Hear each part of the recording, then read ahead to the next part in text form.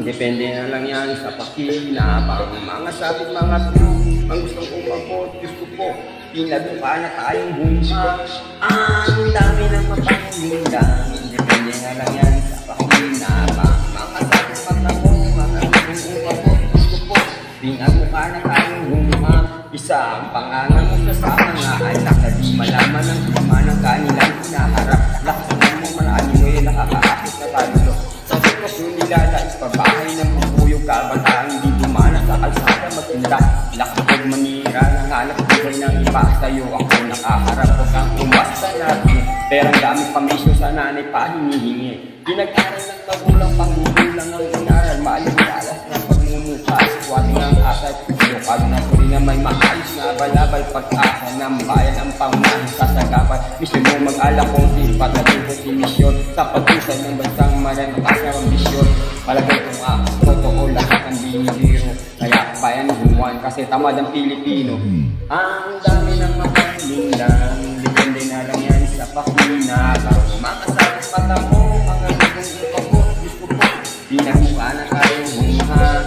Ang dami ng makalindan, depende na lang yan sa pakinabang. Makasakit mata mo, mga gustong ipako, gusto ko pinagmukha na tayong humang.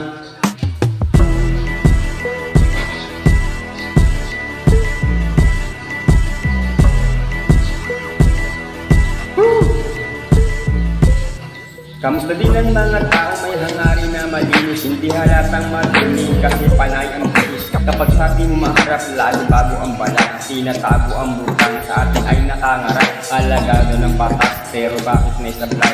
May sa kamay nilalagay, kaya merong namamatay. Ibang klase magsasaka, sila kung di na napapansin. Umaani ng sagana kasi sa atin nagtatanim bago bayani ko noon. Nagtataguyo daw ng tama pag aking isiniwalat. Ako'y sakasaylo ng balat, tapos sasabihin sa akin, di lahat ganun, di ganun. Kung totoo ba, kung di ko man lang naranasan yun. Di naman purong banal, pero kung tatanungin niyo ako, Diyos ba ang matutuloy sa aral ng gawa ng tao? Pag mayaman negosyante, tapos pag mahirap tulak, benta mo palasyo mo para may pambili kang utang. Ang dami ng mapanlindan, depende nga lang yan sa pakinabang. Mga sakit mata mo, mga itong umabot, gusto ko pinagpa na tayong humang. Ang dami ng mapanlindan, depende na lang yan sa pakinabang. Mga sakit mata mo, mga gustong umabot, gusto ko pinagmukha na tayong humang.